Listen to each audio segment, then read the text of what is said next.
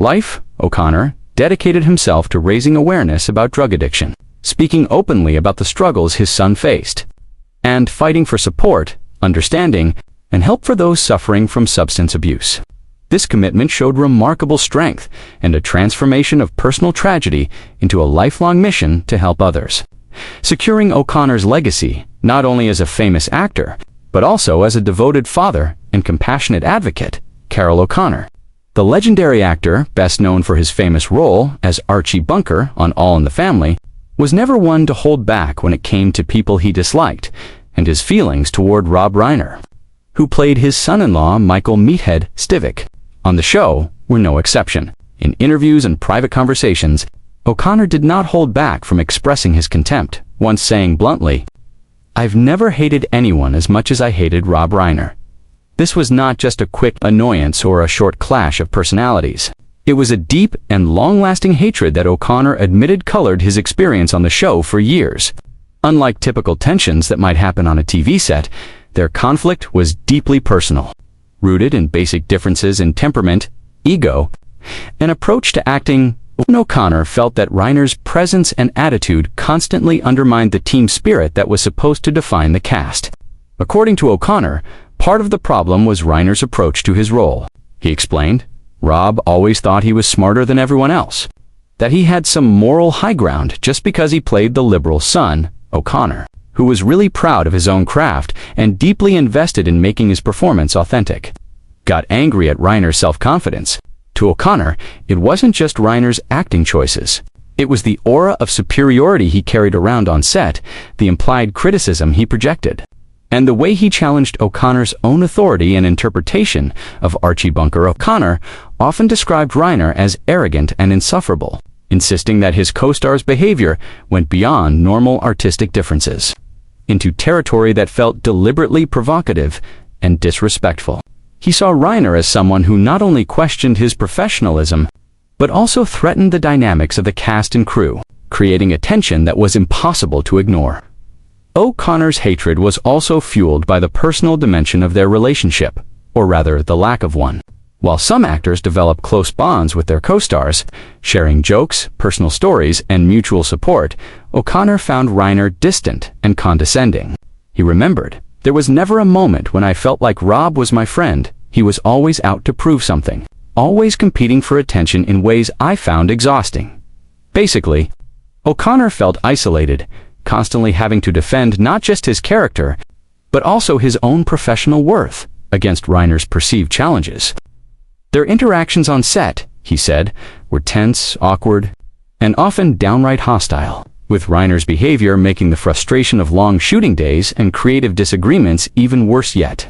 It was not just personal dislike that fueled O'Connor's hatred. There was also a philosophical clash. Archie Bunker was in many ways a complex figure, whose details required O'Connor's careful interpretation. Reiner's approach to his own character, meanwhile, leaned heavily on satire and ideological assertion, which O'Connor felt simplified the father-son conflict into a constant moral lecture. He once said, "It wasn't about acting. It was about him trying to teach me a lesson every day about liberal versus conservative, right versus wrong. I'm an actor, not a preacher." This ideological friction made their scenes particularly challenging, as O'Connor felt he had to constantly navigate Reiner's impulses while staying true to the essence of Archie. Despite the intensity of these feelings, O'Connor rarely allowed them to explode on camera. His professionalism meant that while he hated Reiner personally, he made sure that the tension added to the authenticity of their scenes rather than took away from them. Ironically, O'Connor's hatred may have contributed to the dramatic chemistry that made Archie and Michael's interactions so compelling for audiences, though O'Connor himself would likely have dismissed this as a small consolation. In private, however, he never softened his opinion, maintaining to the end of his life that his dislike for Reiner was unparalleled. "I've worked with many people I couldn't stand, but Rob topped them all, more than anyone ever." In the end, Carroll O'Connor's hatred for Rob Reiner was typical of a complex, often contradictory personality, a man who was passionate about his craft, fiercely protective of his artistic integrity, and unafraid to confront those he found insufferable, while the public saw the friendly, sometimes grumpy Archie Bunker behind the scenes. O'Connor's relationship with Reiner revealed a deep, personal friction that shaped much of his experience on All in the Family. The story serves as a reminder that legendary collaborations on screen can hide real-life tensions that are just as dramatic, even if less visible, than the scripted conflicts audiences love. Carroll O'Connor, the legendary actor best known for his famous portrayal of Archie Bunker on All in the Family, passed away at the age of 76 on June 21, 2001. His death happened in Culver City, California, a city closely tied to the entertainment industry, and one that had been central to much of O'Connor's career. The immediate cause of his death was a heart attack, a tragic event that was caused by long-standing complications from diabetes, a condition he had fought for years. Diabetes, known for its severe impact on heart health, likely weakened O'Connor's heart over time, making him vulnerable to a fatal heart event. His passing marked the end of an era in American television, as O'Connor had been a towering presence on screen, bringing depth, humor, and social commentary to the character of Archie Bunker, a role that had become both a cultural touchstone and a symbol of the complexities of working-class life in America. O'Connor's body was buried at Westwood Village Memorial Park Cemetery, a prestigious resting place in Los Angeles, known for being the final home to many Hollywood stars. The choice of Westwood reflected both O'Connor's status in the entertainment world and the respect he commanded among his peers. In a deeply personal and touching tribute, a memorial honoring his son, Hugh, was also placed on O'Connor's gravestone. This gesture showed the deep bond between father and son, as Hugh had been a central figure in O'Connor's life. Adopted during a significant period in the actor's personal journey, the memorial served not only as a remembrance to Hugh, but also as a symbol of O'Connor's devotion to family, highlighting the ways in which his personal life was intertwined with his public persona. The gravestone, marked by both his own legacy and the remembrance of his son, stands as a lasting monument to O'Connor's life, career, and the enduring love he held for his family. Carroll O'Connor really hated him more than anyone else. Carroll O'Connor was born John Carroll O'Connor on August 2, 1924, in the Bronx, New York. He grew up in an Irish-American family that cared about education, telling stories, and keeping traditions. His early life was tough because of the Great Depression and all the money problems, and these experiences taught him a lot about different social classes, hard times, and how people see the world differently. These ideas, he learned later, showed up really clearly in his acting roles. After going to Wake Forest University and then the University of Montana, O'Connor had to stop his college studies for a while to serve in the United States Merchant Marine during World War II. This time in the military was really important and taught him about being tough, staying disciplined, and understanding how complicated people can be. After the war ended, O'Connor went back to school and finally got his degree in English. He loved literature, language, and how people express themselves, so he decided to become a teacher before he figured out that acting was what he really wanted to do. In the 1950s, he moved to Ireland, where he studied at University College Dublin. This time, living overseas gave him a deep love for theater and performing, and he started acting in stage shows, getting better at his skills and getting ready for the long career that was waiting for him. O'Connor eventually came back to the United States, where he worked really hard in the 1960s to make it in the entertainment business. He got small guest parts on different TV shows and supporting roles in Hollywood movies, including parts people still remember in Cleopatra in 1963, What Did You Do in the War, Daddy? In 1966, and Point Blank in 1967. These roles showed that he could do lots of different things. He could easily switch between serious dramatic parts and funny comedy characters, but even though he was talented, it wasn't until the 1970s that O'Connor got the role that would make his career famous and put him in TV history forever.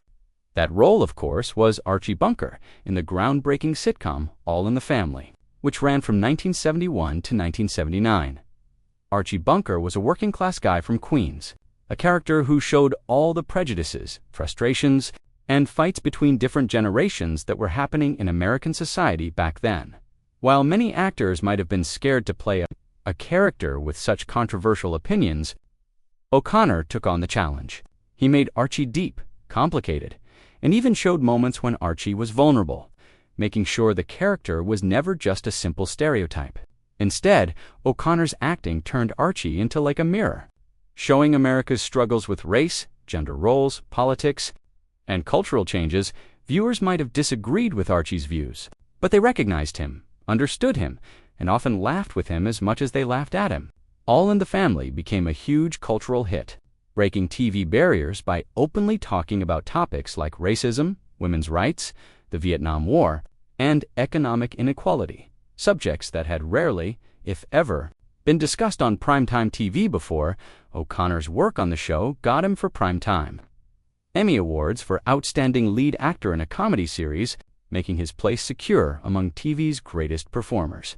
He played Archie again in the spin-off series Archie Bunker's Place from 1979 to 1983, making his legacy and influence even bigger. But O'Connor wasn't only known for Archie Bunker.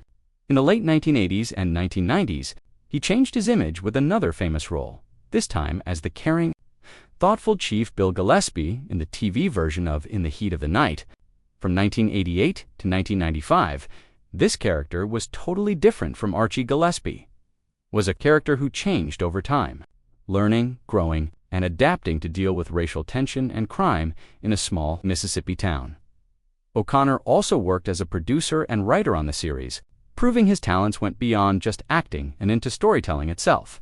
His creative ideas helped In the Heat of the Night become a long-running success that showed his range as both a performer and a leader in the industry. In 1962, while Carroll O'Connor was in Rome working on the epic historical movie Cleopatra, a production that was famous for its expensive sets, huge budget problems, and the pressure of filming alongside legends like Elizabeth Taylor and Richard Burton, O'Connor and his wife Nancy Fields O'Connor made a really personal and life-changing decision.